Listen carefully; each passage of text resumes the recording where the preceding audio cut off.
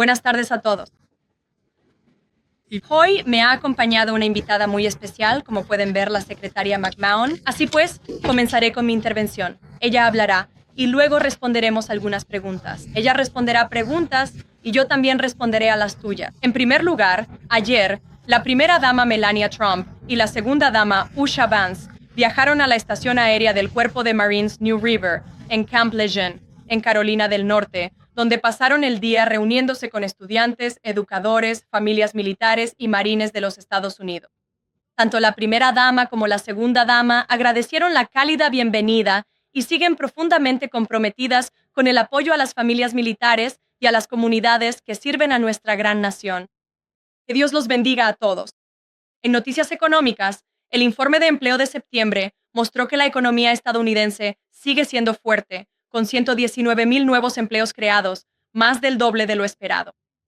Estos aumentos se produjeron después de la aprobación, durante el verano, de los históricos recortes de impuestos del presidente Trump y de múltiples grandes acuerdos comerciales con países de todo el mundo. En particular, los empleos en la construcción aumentaron en 19,000 en septiembre, el mayor incremento mensual en un año.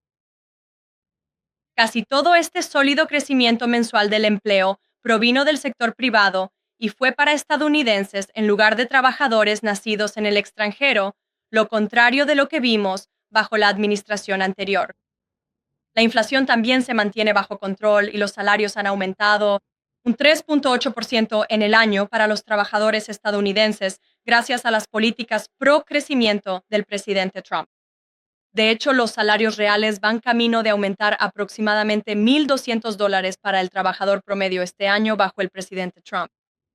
Esto es una reversión completa de la fallida era Biden, cuando vimos que la inflación se disparó hasta el 9%, lo que provocó que los trabajadores del sector privado vieran disminuir sus salarios en aproximadamente $3,000. Sabemos que los estadounidenses aún sufren por la inflación más alta en 4 décadas causada por Joe Biden y los demócratas, pero el presidente Trump está logrando avances significativos para solucionar esto y no dejará de trabajar hasta resolverlo.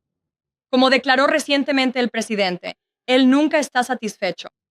Por ejemplo, las políticas del presidente Trump están funcionando para que el Día de Acción de Gracias sea más asequible para los estadounidenses este año, desde el trayecto hasta la mesa de la cena. Se espera que casi 100 millones de estadounidenses viajen en auto la próxima semana para pasar tiempo con sus seres queridos durante el feriado. Y gracias a la agenda de perforar del presidente Trump, se proyecta que el precio promedio nacional de un galón de gasolina en el Día de Acción de Gracias será el más bajo desde la pandemia de COVID en 2021. El presidente Trump está bajando los precios de la gasolina y brindando ahorros significativos a las familias estadounidenses en la gasolinera. Y nuevamente esperamos que esos precios sigan bajando.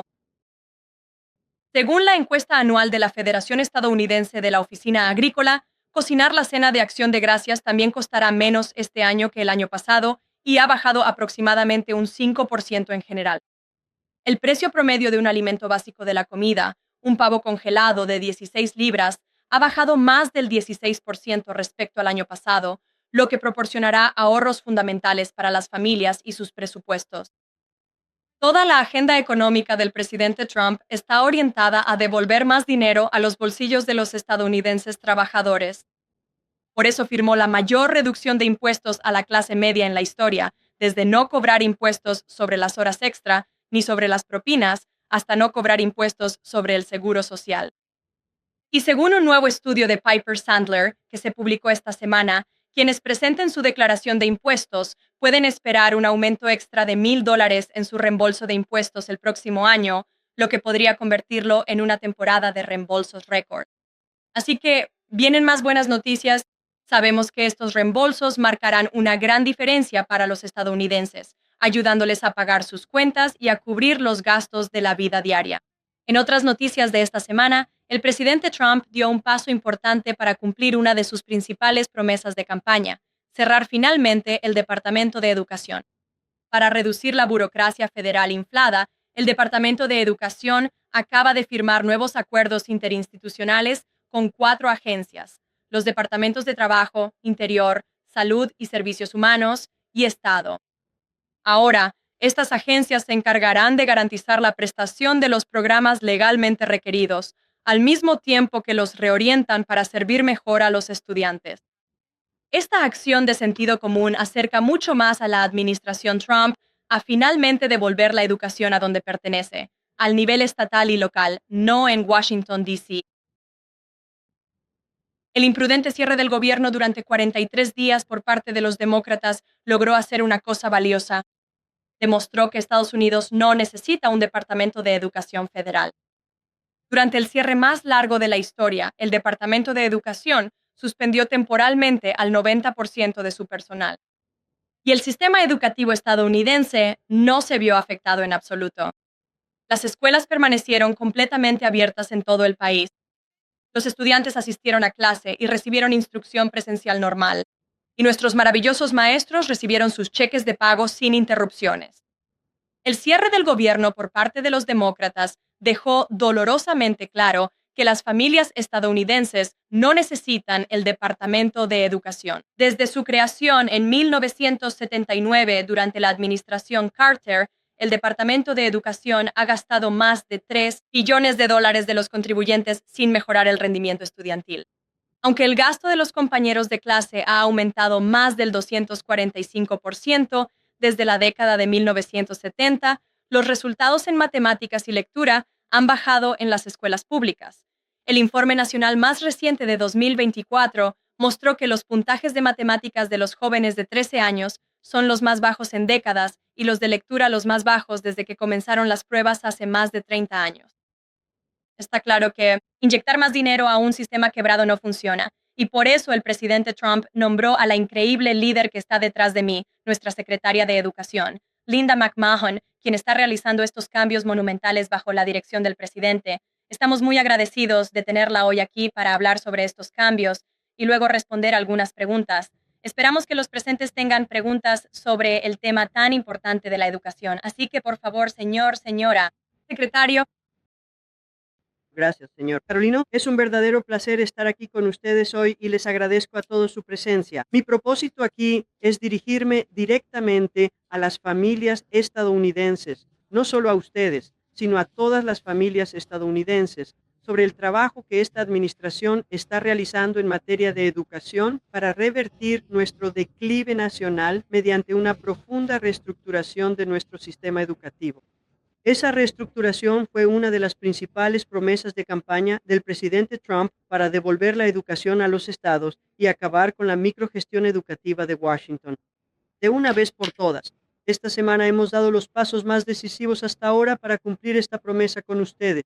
Hemos establecido 6 alianzas innovadoras con otras agencias federales para delegar programas del Departamento de Educación que son redundantes con los programas existentes en los departamentos de Trabajo, Estado, Interior y Salud y Servicios Humanos.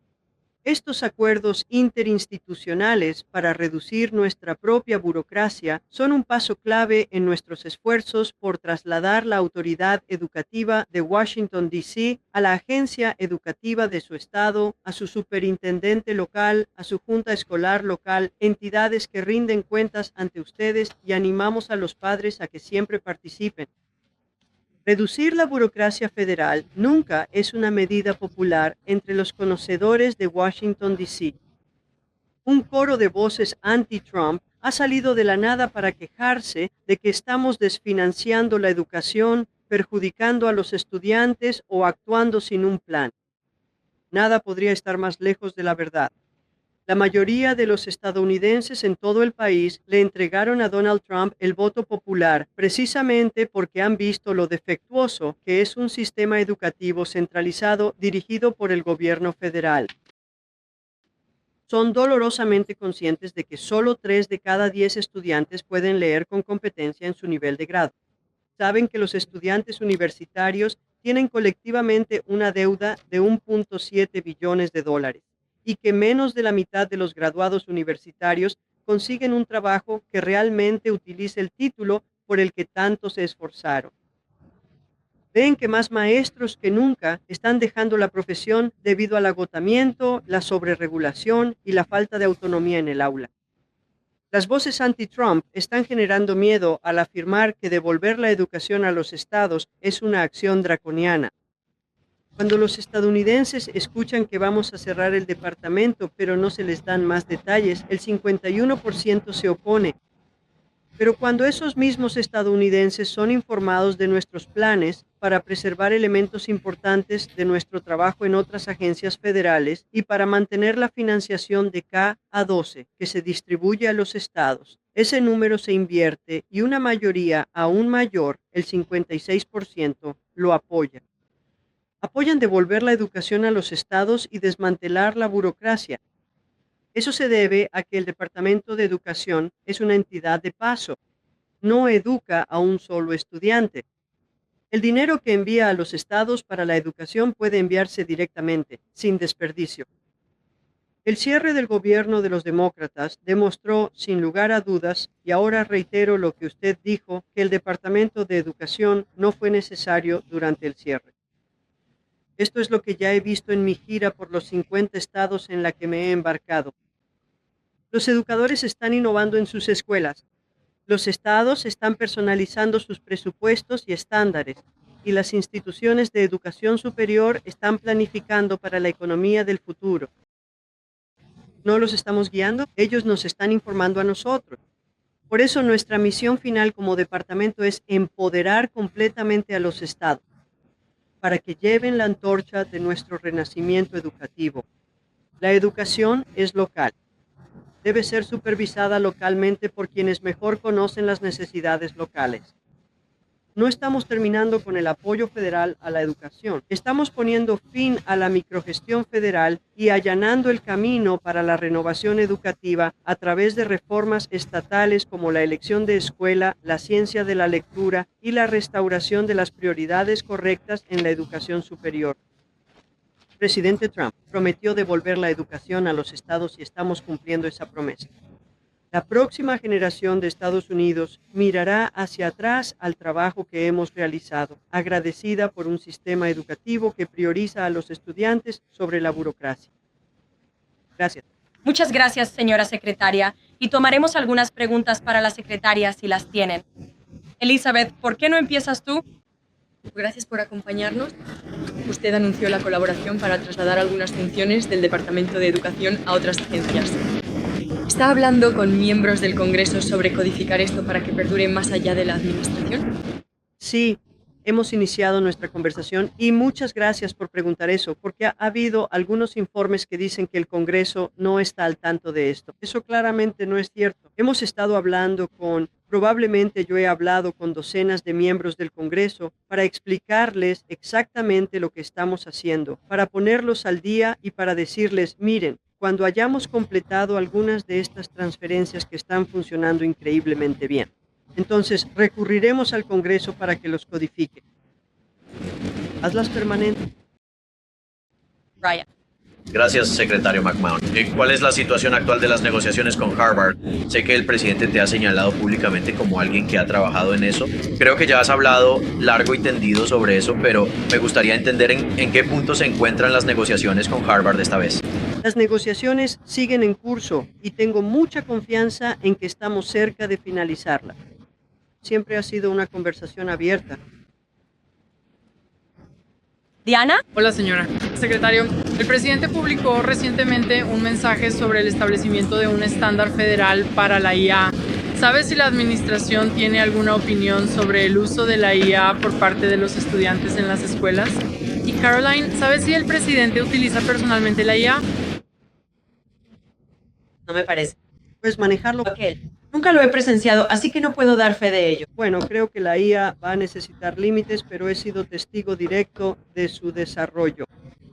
Estuve en la Alpha School en Austin, Texas, y las primeras 2 horas de cada día en esa escuela, los estudiantes aprenden a través de la IA. Tienen puestos sus auriculares, están frente a sus pantallas, y la IA realmente actúa como un tutor individual para esos estudiantes, permitiendo que aquellos que pueden avanzar más rápido lo hagan.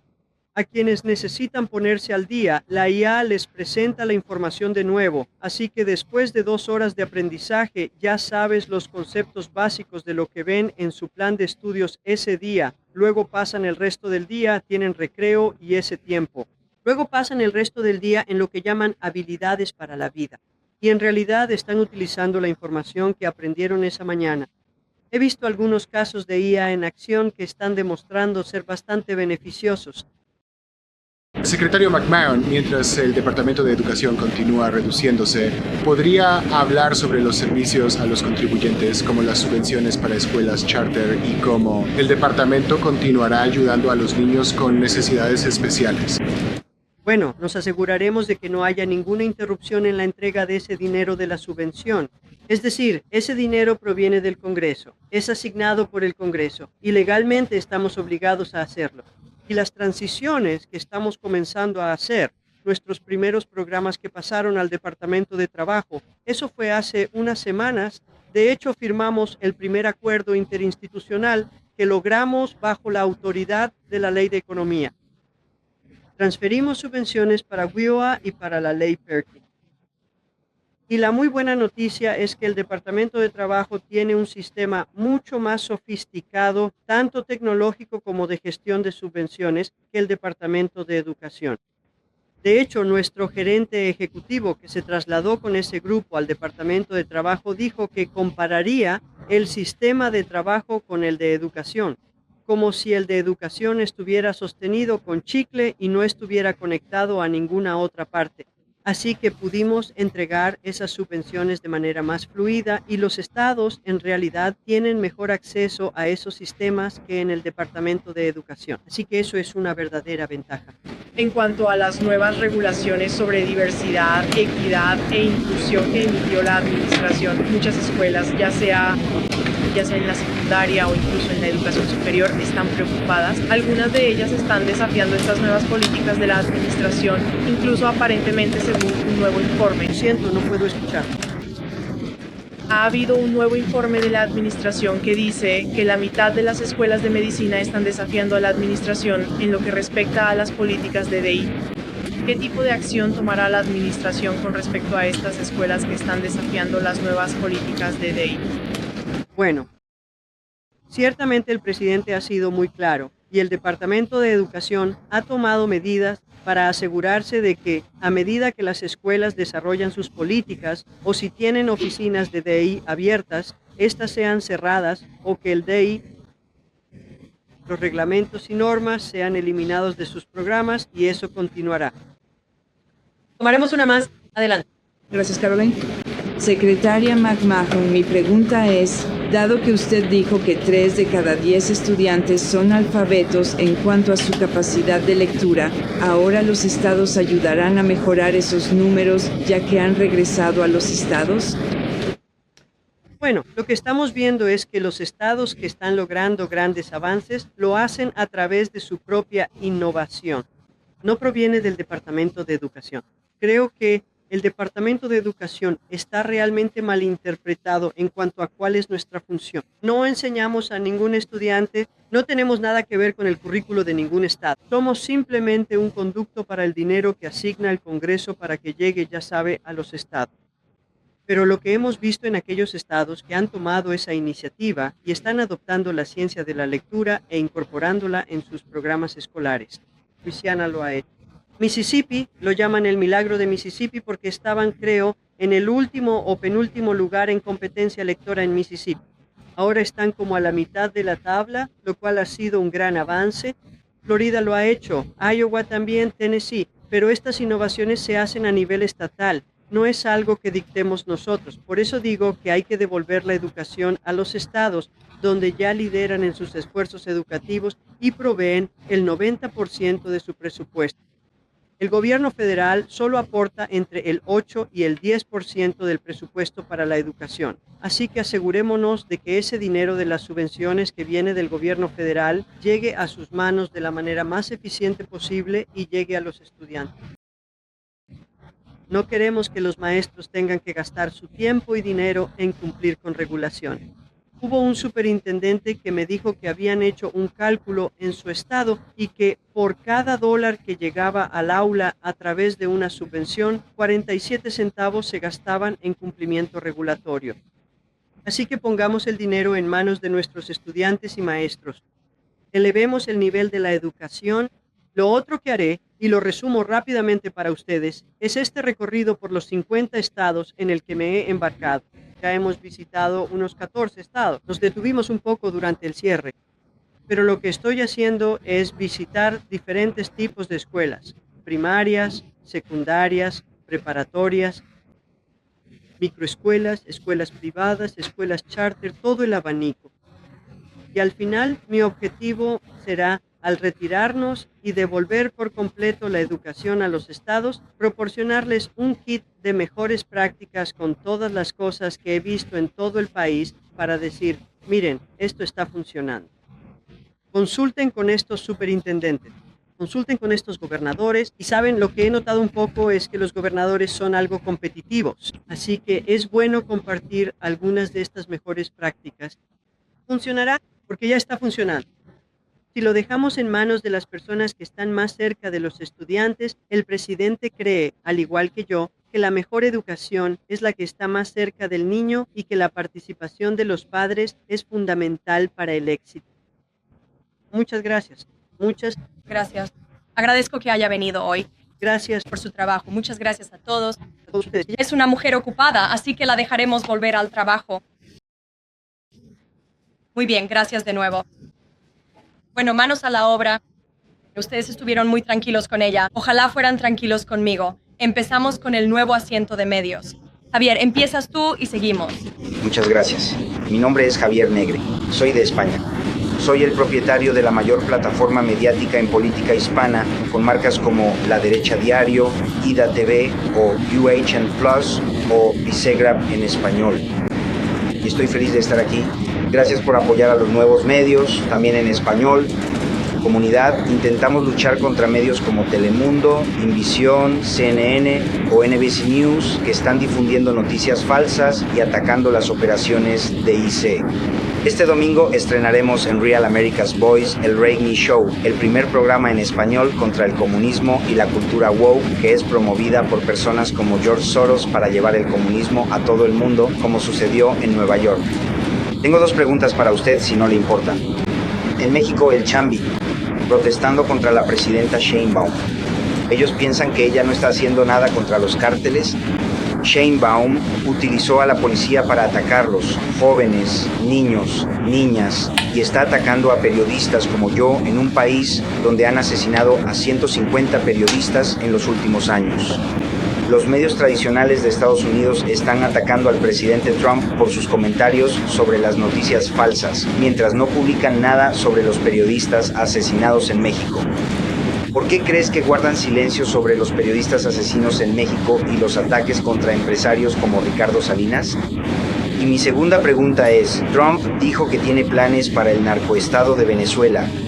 ¿Tiene algún plan para México, donde, según Stephen Miller, los cárteles controlan gobiernos y territorios? Seguro. Bueno, gracias Javier por la pregunta. Y gracias de nuevo por estar aquí. Nos enorgullece contar con nuevas voces de los medios de comunicación en la sala de prensa. En cuanto a la presidenta Sheinbaum y la relación del presidente con México, le diré que hemos visto avances históricos por parte de la presidenta Sheinbaum y su administración en México en lo que respecta a combatir a los cárteles. Han sido increíblemente cooperativos con los esfuerzos del presidente. En nuestra frontera sur, para combatir la inmigración ilegal y también el tráfico ilegal de drogas en la frontera sur. Ahora el presidente está muy interesado en tomar medidas adicionales contra los cárteles de la droga. Él ha sido muy claro al respecto. Ha hablado sobre ello. Y esta es una promesa que hizo al público estadounidense. Por eso, su equipo de seguridad nacional está discutiendo estas opciones todo el tiempo. Y en la campaña, el presidente prometió enfrentarse a los cárteles. Ha tomado medidas sin precedentes para hacerlo. Y ha dejado opciones adicionales a su disposición sobre la mesa.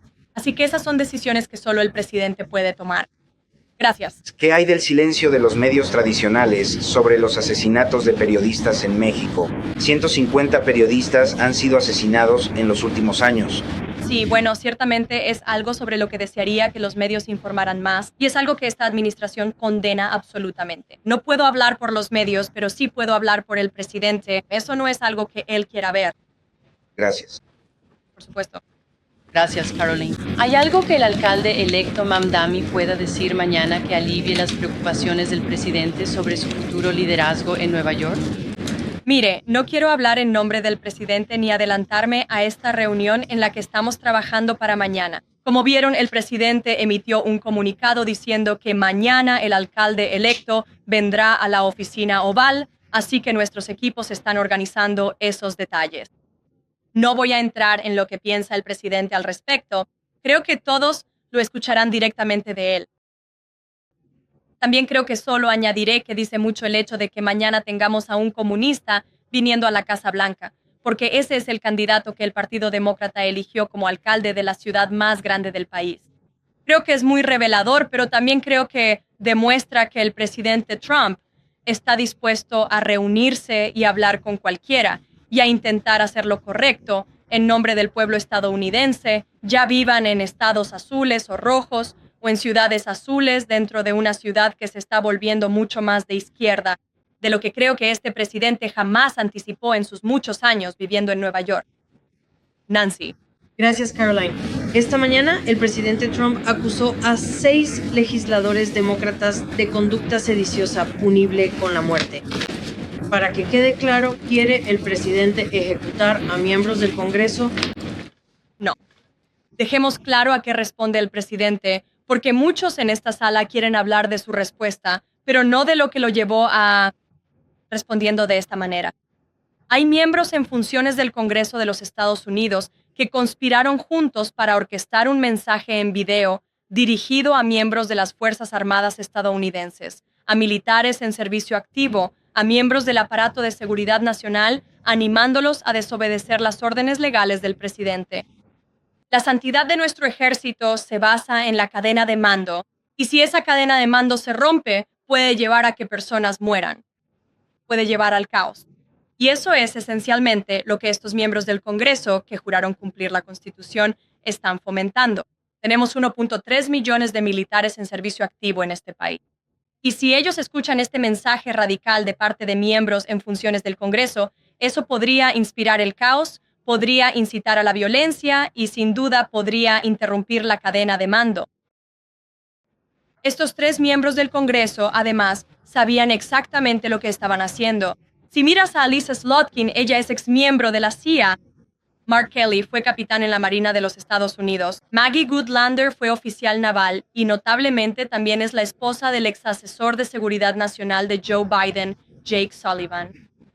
Así que estos miembros sabían lo que estaban haciendo, estaban aprovechando sus credenciales como exmiembros de nuestras Fuerzas Armadas, como veteranos, esos exmiembros, del aparato de seguridad nacional para enviar una señal a las personas que sirven bajo este comandante en jefe, Donald Trump, de que pueden desafiarlo y pueden traicionar su juramento de cargo. Ese es un mensaje muy, muy peligroso. Y quizás sea castigable por la ley. No soy abogado. Dejaré que el Departamento de Justicia y el Departamento de Guerra decidan eso. Pero el presidente lo ha hecho frecuentemente. Pero, Caroline, ¿puedo hacer un seguimiento? El presidente y el vicepresidente, de hecho, han acusado al otro bando de alentar la violencia política.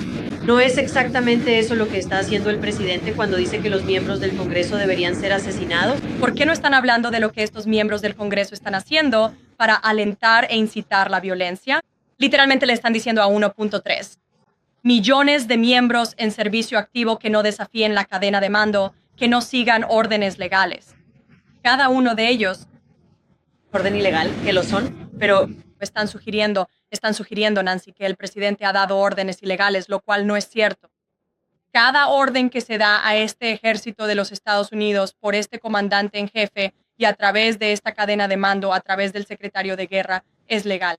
Y los tribunales han demostrado que esta administración tiene un historial sin precedentes ante la Corte Suprema porque estamos cumpliendo con las leyes. No desobedecemos las órdenes judiciales, hacemos las cosas según las normas. Y sugerir y alentar a los miembros del servicio activo a desafiar la cadena de mando es algo muy peligroso por parte de los miembros del Congreso en funciones. Y deberían rendir cuentas. Y eso es lo que el presidente quiere ver. Phil. Gracias. El embajador Mike Huckabee se reunió con Jonathan Pollard, un ex ciudadano estadounidense que fue condenado y pasó 3 décadas en prisión por vender secretos de Estado a Israel ¿Sabía la Casa Blanca que esa reunión iba a tener lugar? ¿La administración la aprueba? La Casa Blanca no estaba al tanto de esa reunión, pero el presidente respalda a nuestro embajador, Mike Huckabee, y todo lo que está haciendo por Estados Unidos e Israel. Usted dijo que el presidente iba a hacer lo correcto para Estados Unidos. Ciudadanos, independientemente de si vivían en estados azules o rojos, me pregunto si existe alguna posibilidad de que en la reunión de mañana con el alcalde electo Mamdani pueda convencer al presidente de que abandone su promesa de cortar la financiación federal a la ciudad de Nueva York. Veremos cómo va la reunión de mañana y dejaré que el presidente hable por sí mismo. Natalie. Gracias, Carol. ¿Qué quiso decir el presidente cuando llamó Piggy al reportero? Miren, el presidente es muy franco y honesto con todos en esta sala. Todos ustedes lo han visto por sí mismos, todos ustedes lo han experimentado personalmente. Y creo que es una de las muchas razones por las que el pueblo estadounidense religió a este presidente, por su franqueza. Y él denuncia las noticias falsas cuando las ve. Se frustra con los reporteros cuando mienten sobre él, cuando difunden noticias falsas sobre él y su administración. Pero también es el presidente más transparente de la historia. Y como todos saben, él les da a todos ustedes en esta sala un acceso sin precedentes. Ustedes están en la oficina oval casi todos los días haciéndole preguntas al presidente. Así que creo que el presidente es franco, abierto y honesto con ustedes en persona en lugar de esconderse a sus espaldas, lo cual, francamente, es mucho más respetuoso que lo que vieron en la administración anterior, donde tenían a un presidente que les mentía en la cara y luego no les hablaba durante semanas, se escondía arriba y no respondía a sus preguntas. Así pues, creo que todos los presentes en esta sala deberían apreciar la franqueza y la apertura que ofrecen casi a diario los presidentes Trump. Adelante. Sí. El Washington Post acaba de informar que la Guardia Costera Soy llamando a Bloomberg. Carolino, gracias. 2 preguntas para ti. El New York Times informa que la administración ahora está enviando a un estadounidense, funcionario ante el G20. Van a enviar a Mark Lillard. ¿Puedes confirmar si eso es cierto y explicar también el cambio? Con mucho gusto lo explicaré porque no hay ningún cambio. Estados Unidos no participa en las conversaciones oficiales del Grupo de los 20 en Sudáfrica. Vi al sudafricano. El presidente habló de forma un tanto ofensiva contra Estados Unidos y el presidente de Estados Unidos esta mañana, y ese lenguaje no es del agrado del presidente ni de su equipo. El embajador o el representante de la embajada en Sudáfrica está simplemente allí para reconocer que Estados Unidos será el anfitrión del G20. Ellos están recibiendo esa despedida al final del evento. No están allí para participar en conversaciones oficiales, a pesar de lo que el presidente sudafricano afirma falsamente. Sobre Ucrania ha habido informes de que el presidente Zelensky dijo, ya sabe que está buscando revisar el plan que... Ha habido una pregunta sobre la propuesta de un plan por parte de la administración Trump. ¿Puede darnos una actualización sobre la situación entre Rusia y Ucrania y si el presidente planea hablar con Zelensky pronto o cuándo podemos esperar eso? Así que estoy feliz de proporcionar una actualización. He visto bastantes informes sobre lo último en la situación entre Rusia y Ucrania, así que permítanme aclarar y decirles la verdad sobre cómo está la situación actualmente. El presidente Trump ha dejado muy claro desde el primer día e incluso durante la campaña que quiere ver que esta guerra llegue a su fin. Se ha sentido cada vez más frustrado con ambos bandos de esta guerra, tanto Rusia como Ucrania, por su negativa a comprometerse con un acuerdo de paz. Sin embargo, el presidente y su equipo de seguridad nacional se mantienen firmes en su objetivo de poner fin a esta guerra, terminar con la matanza y cumplir la promesa del presidente. El enviado especial Witkoff y Marco Rubio han estado trabajando discretamente en un plan durante aproximadamente el último mes. Han estado dialogando con ambas partes, Rusia y Ucrania por igual, para entender a qué estarían dispuestos a comprometerse estos países para lograr una paz duradera y sostenible. Así es como se llega a una negociación de paz, ¿verdad? Así fue como funcionó con Israel en lo que respecta a Israel y Gaza y todos los países árabes en Medio Oriente. Así fue como logramos ese acuerdo histórico que, por cierto, la ONU votó para comprometerse y aceptar esta semana, lo cual fue un momento monumental. Así que han estado involucrados con ambas partes y estas conversaciones continúan. Como siempre, no voy a discutir los detalles de este plan, ya que está en curso y en constante cambio, pero el presidente apoya este plan. Es un buen plan tanto para Rusia como para Ucrania. y creemos que debería ser aceptable para ambas partes y estamos trabajando arduamente para lograrlo. Y añadiré también que sé que el secretario Driscoll se reunió hoy con el presidente Zelensky. Hablamos con él. Tras esa reunión se mostró muy optimista. Así pues, reiteramos que mantenemos conversaciones fructíferas con ambas partes con respecto al fin de esta guerra. Seguro, adelante. Dijiste que este es un buen plan. Según nuestras fuentes, esta propuesta exige grandes concesiones de Ucrania y no exige mucho de Rusia. ¿Entonces Rusia participó en la redacción de esto? Tu interpretación es incorrecta. ¿Has leído el plan completo? No lo has hecho. Entonces, si puedes dar detalles. Has leído reportes de un solo lado de la guerra y quiero que entiendas que la administración ha hablado de manera equitativa con ambas partes. Has visto al presidente Trump involucrarse directamente con ambos, el presidente Putin y el presidente Zelensky. De igual manera, su equipo de seguridad nacional también lo ha hecho. De hecho, el enviado especial Woodcock y el secretario Rubio se reunieron con algunos ucranianos la semana pasada para discutir precisamente este plan. Y así como viste con respecto a Israel en Gaza, estamos escuchando a ambos lados de esta guerra para entender a qué se puede comprometer cada uno para ponerle fin. Y así es como, en definitiva, llegaremos a una solución satisfactoria. Eso es lo que el presidente ha ordenado a su equipo. Sé que hay muchas críticas y muchos escépticos, pero solo quisiera recordarles el éxito histórico que este presidente y su equipo lograron en Oriente Medio. Creemos que es posible con Rusia y Ucrania y esperamos y trabajamos arduamente para lograrlo. Steven. ¿Podría proporcionar un poco más de contexto sobre qué esperar mañana en la reunión de Mamdani? ¿Se celebrará en el despacho oval o estará abierto al menos parcialmente a la prensa? No tengo más detalles que leerles sobre la reunión. Todavía no, Stephen. Sé que es de gran interés para usted y para el New York Post, pero esperaremos un poco. Tal vez si se abre podamos comprometernos a dejarle entrar. Claro, adelante. Gracias, Caroline. Ayer, durante una audiencia de confirmación para el candidato del presidente a dirigir la CFTC, se mencionó que actualmente la CFTC no tiene ningún comisionado demócrata, mientras que normalmente ha tenido 2 o más. ¿Tiene el presidente planes de nombrar demócratas en organismos reguladores financieros como la CFTC y la SEC? ¿O considera el presidente que no debería haber liderazgo demócrata en esas agencias en línea con la decisión de la administración a principios de este año de remover a los demócratas de la FTC y otras agencias? Voy a ser completamente honesto. Hace bastante tiempo que no hablo con el presidente sobre la FTC y la CFTC, pero con gusto consultaré con nuestra oficina de personal presidencial para ver si podemos brindarle alguna novedad. Agradecer tú. Gracias, Caroline. La semana pasada en Fox News, el presidente Trump dijo que hemos tenido muchos problemas con los franceses. ¿Cómo describiría la relación actual entre Francia y Estados Unidos? La relación sigue siendo muy sólida. El presidente Trump habla con bastante frecuencia con Emmanuel Macron. Creo que tienen una buena relación de trabajo. Pero el presidente no duda en señalar cuando tiene desacuerdos con otros líderes mundiales también. Y lo ha hecho con respecto a el señor Macron también. Diana, adelante. Caroline, hay informes de que Qatar está actuando como mediador en el proceso de paz de Ucrania. ¿Puede confirmarlo y por qué Trump, por qué el presidente eligió ese país? No voy a entrar en más detalles, aparte de lo que ya compartí, que creo que fue bastante información. Ryan. Gracias, Caroline. 2 preguntas. Hablábamos de 4 antes en esta sesión informativa sobre las órdenes del presidente. Dabas vueltas sobre qué es lo que decía el anuncio, lo que dirías. Mi primera pregunta es... ¿El anuncio? El anuncio en el que aparecían los demócratas del Senado.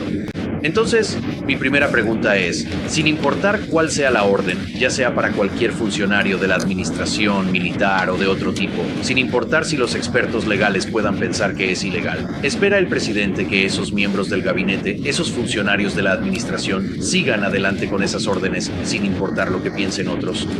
El presidente espera que los funcionarios de su gabinete en la administración sigan la ley. Exijan responsabilidad y hagan que las personas rindan cuentas por su retórica peligrosa. Y solo añadiría que si fueran miembros republicanos del Congreso quienes estuvieran alentando a miembros del ejército y del gobierno de Estados Unidos a desobedecer órdenes del presidente y de la cadena de mando, toda esta sala estaría escandalizada. Pero en cambio es al revés y creo que eso dice mucho. Voy a dejarles ir porque el presidente... Disculpen. Agradezco el... ánimo esta mañana, pero esta tarde. Pero el presidente Trump está a punto de reunirse en minutos con rehenes israelíes que esta administración liberó. Así que voy a ir a esa reunión y más adelante escucharán sobre eso. Gracias.